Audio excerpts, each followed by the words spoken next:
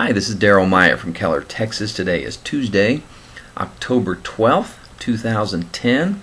Several things going on today. Let's have a quick look. This first story out of haaretz.com says Palestinian official says Palestinian Authority will never recognize Israel as a Jewish state.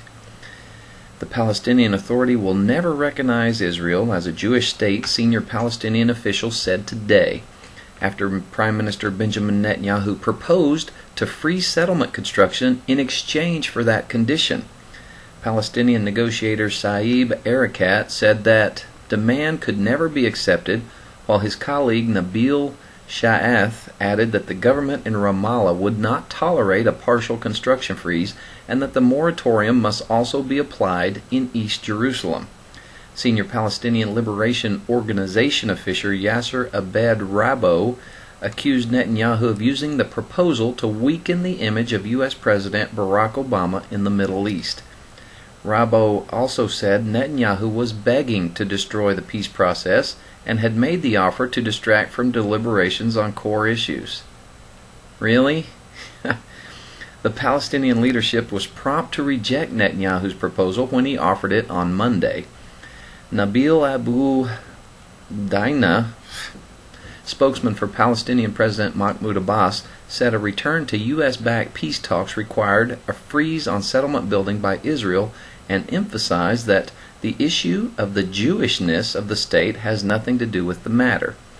In his proposal, Netanyahu stressed that Israel was willing to make concessions and that a peace deal and a Palestinian state could be achieved if the Palestinians would be willing to recognize Israel as the Jewish homeland.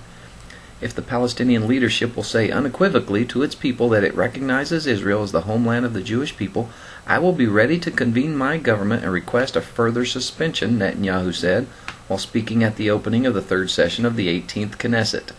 The Palestinians wasted 10 months, and now they demand to continue the settlement freeze.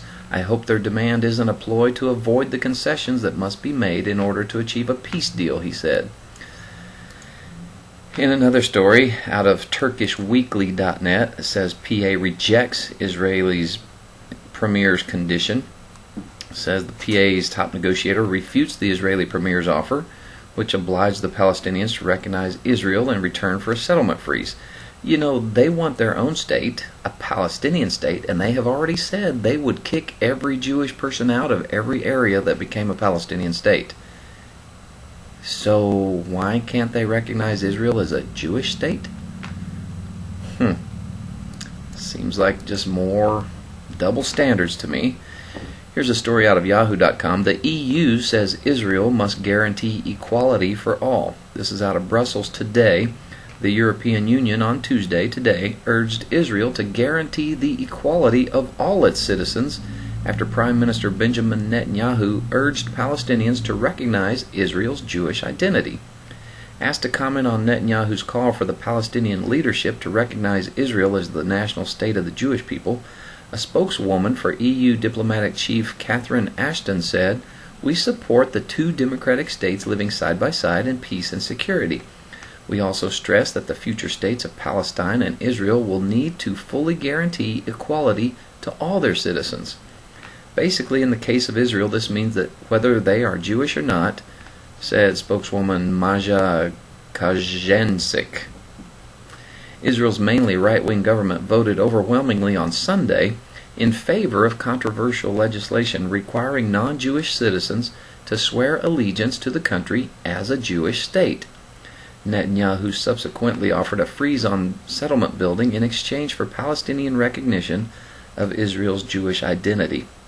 But the offer was rejected out of hand by the Palestinians, who said it had nothing to do with the peace process, and was also widely slammed by Israeli politicians and commentators as a political ploy to sabotage peace talks.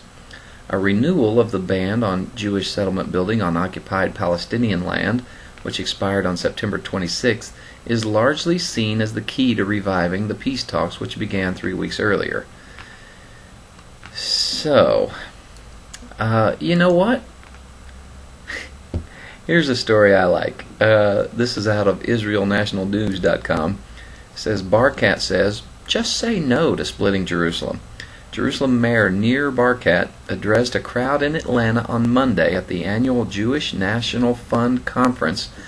Barkat discussed the Palestinian Authority's demand that Israel hand over all parts of the city that were under Jordanian occupation between 1948 and 1967 to become the capital of a new Arab state. Now, during this period, Jordan did not respect UN decisions that called for free access to religious sites in the city to all religions and did not allow Jews to visit the Western Wall. They vandalized the Mount of Olives Cemetery and they blew up the Herba Synagogue. Barakat offered a straightforward solution. We just have to say a simple no about Jerusalem to the Palestinians and move on, he said. Finally, someone who gets it. Just say no. You know what? You don't want to recognize some of our demands? Then forget it. Forget your state. Forget your peace plan. Go on. Get out of our face. Let's see how the Palestinians respond to that. I'll tell you how they'll respond to it. They'll start fighting everywhere they can. War will break out. Palestinians will be defeated again. Guarantee it. So, don't cave in to these guys. You give them half of Jerusalem, 5 years, they'll want all of Jerusalem. 5 years down the road, they'll want all of Israel. And they will demographically overrun Israel with a bunch of Arabs so that basically they demolish Israel from within. That's their plan, that's their goal. If anyone doesn't see it, they're blind. So, he goes on to say Jerusalem must remain the united, undivided capital of Israel. We will not divide Jerusalem. I love that. Love it. Stick to your guns. That's what I say. Sorry, I get a little into this. I'm very much for Israel and very much against dividing the land and very much against our administration trying to tell them to do so. Our own president is basically condemning this country if he insists that they divide the land. Here's a story out of interfaxreligion.com. The Russian government will help promote interfaith dialogue, says Medvedev. This out of Moscow today. Russian President Dmitry Medvedev has said he supports steps to promote strong interfaith dialogue, including in the North Caucasus. That's over there in his area. So, he's basically saying we want to have a one-world religion. And he said there's both Muslims and Christians living in the area. Okay, you know why this is a problem? Okay, the Bible's clear we're going to move toward a one-world religion. But here's the problem. We will no longer be able to say Jesus Christ is the only way, the only truth, and the only life. He's the only way to God the Father. We will be condemned for speaking truth. Okay? At that point, I guess I will return to being a rebel, okay? Because I will continue telling the world that Jesus Christ is the only way to true salvation, whether they put a gun to my head or whatever. I don't care what they want to do. It's better to please God than to try to please men. The Bible's very clear on that. So, just want you to know it's going to get rough. Okay? We are going to be deemed the bad guys. Us followers of Jesus Christ. We'll be the bad guys. We will be the intolerant, far left, religious nut jobs. That's what we're going to be. Okay? So be it. I'll take it. I'm serious. It's going to get bad, people. We're going to be condemned. We're going to be persecuted for our beliefs. If we don't recognize everyone's right to worship however they want. You want to worship a purple butterfly and you want to worship a green cow? Hey, I'm okay with that. Right? No, I'm not okay with that. Jesus said, I am the way, the truth, and the life. There is no other way to God the Father except through me. Pretty clear. It's hard to misunderstand that. It's hard to misinterpret that. He's the only way to God the Father. So every other way is the broad road to destruction. Plain and simple. Jesus said that.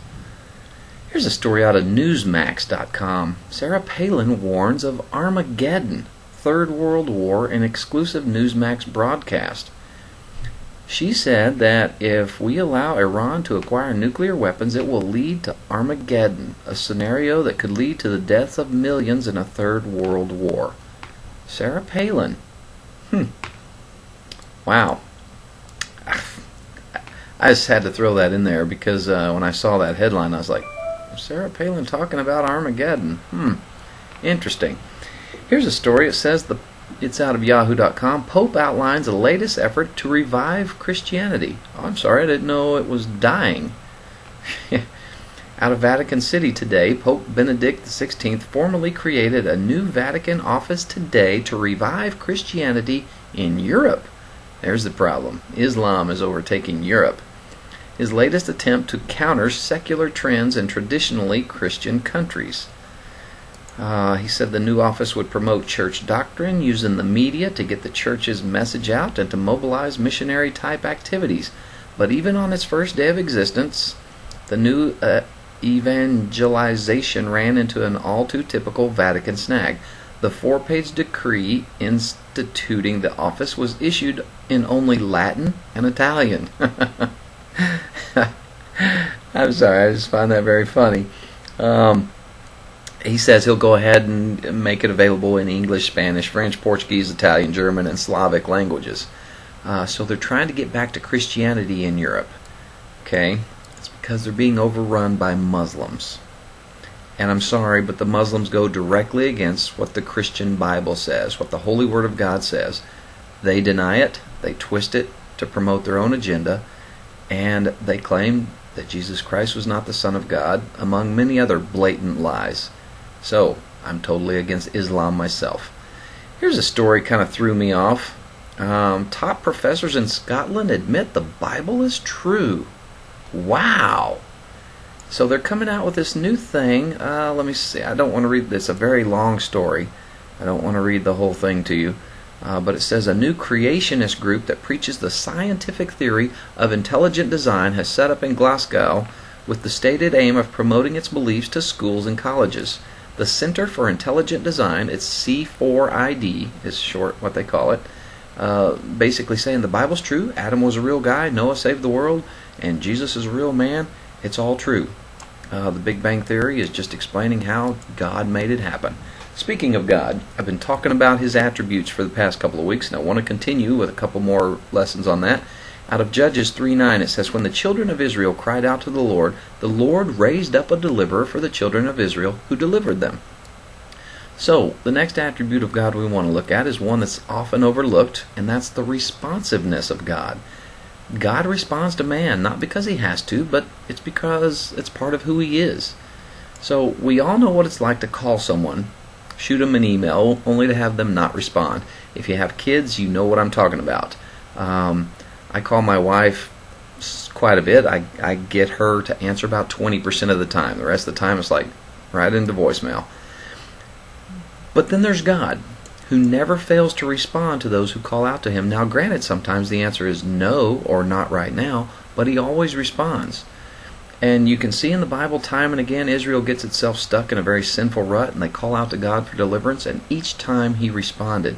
That's a very important attribute for us to appreciate and believe about God, because it'll have a direct and practical impact on our prayer life. You know, if you think He's not going to answer, you're probably not going to pray. So just know that God does respond to us. That's an amazing fact that we would be foolish not to take advantage of. In 1 John 5:14 and 15, it says, this is the confidence that we have in approaching God, that if we ask anything according to His will, He hears us. And if we know that He hears us, whatever we ask, we know that what we ask of Him, that we have what we ask of Him. Okay, in 1 Chronicles 5:20, it says, David called out to God. He answered their prayers because they trusted in Him. In 1 Chronicles 14:10, it says that the Lord answered him. David inquired of God, shall I go attack the Philistines? Will you hand them over to me? And the Lord said, go, I will hand them over to you. I had so many other verses I wanted to read you.